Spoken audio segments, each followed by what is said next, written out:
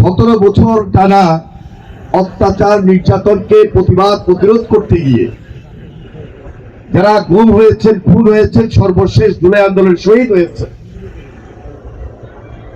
এবং যার ফ্যাসিবাদী শাসন এবং শোষণের কারণে এই পরিস্থিতি সৃষ্টি হয়েছিল, তার বিরুদ্ধে লড়াই সংগ্রাম এখনো থেমে যায়নি।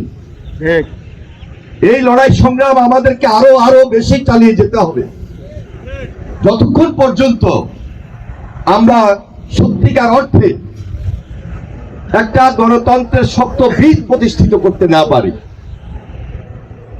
এই জন্য যারা সেদিন আন্দোলন সংগ্রাম করেছিলাম, সকল রাজনৈতিক দল, বাংলাদেশের সকল মানুষ,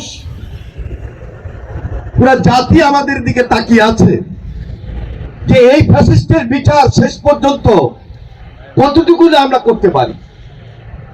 আমাদের এই আবেগের স্থান থেকে জোরালো উচ্চারণ, হাসিনার বিচার সবার আগে আমরা চাই এবং করতে হবে, এর কোনো বিকল্প নাই। তাই ঐক্যটাকে সবচেয়ে বেশি প্রাধান্য দিতে হবে।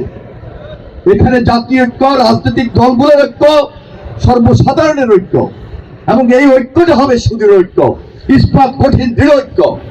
এই ঐক্যকে এগিয়ে নিয়ে যেতে হলে একদিকে যেমন সংস্কার চলমান প্রক্রিয়া, আরেকদিকে যেমন নির্বাচন, এই নির্বাচনের মধ্য দিয়ে এই বাংলাদেশ একটা সত্যিকারের জনগণের সরকার প্রতিষ্ঠিত করতে হবে ইনশাআল্লাহ।